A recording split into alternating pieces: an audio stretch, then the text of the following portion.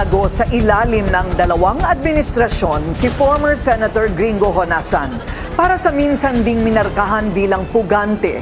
Ano kaya ang kanyang tingin sa kaso ni Senator Bato de la Rosa? Sa programang Memo ng Bilyonaryo News Channel, ibinahagi ni former Senator Gringo Honasan ang kanyang sariling karanasan noong siya ay itinuring din na pugante ng Administrasyong Arroyo. Nang ikumpara ang kanyang kaso kay Senator Ronald Bato de la Rosa, ito ang kanyang sinabi. So is Senator Bato in your mind a fugitive? Hindi ko alam. Dahil may legal ito. Siguro, hindi ko alam kung ano nasa isip niya, no? Okay. Pero in my case, di ba? From my limited experience, di ba? It's your call. Di ba? In my case, di ba? Since hindi patas ang laban nun, sabi ko, hindi patas ang laban. Di ba? Palakasan to. May pera pang involved, di ba? Hindi maghahanap ako ng hustisya sa labas ng sistema.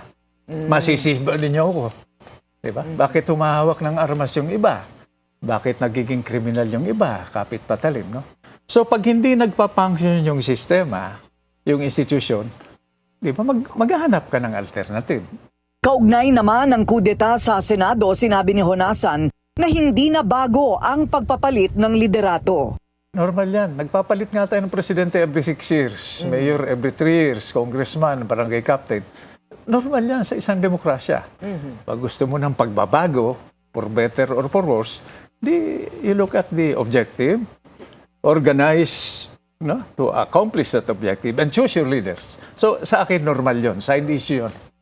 A side issue. Yes. As long as the process. As long as peaceful.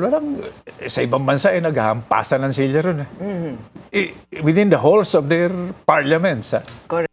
Mariinding tumanggi ang dating senador na kilalanin ang jurisdiction ng foreign court sa bansa.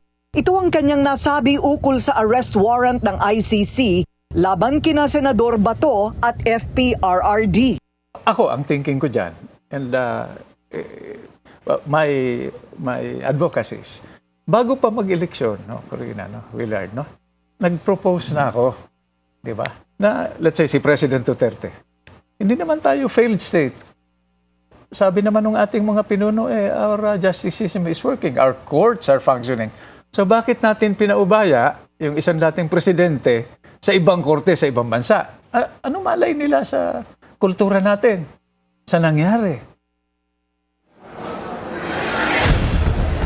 Dati nang inamin ni FPRRD na kinupkup niya si Honasan nang maharap ito sa batas. Kung history repeats itself man nang itakbo umano ni Senador Robin Padilla si Senador Bato, ano ang naghihintay para sa mga Pilipino?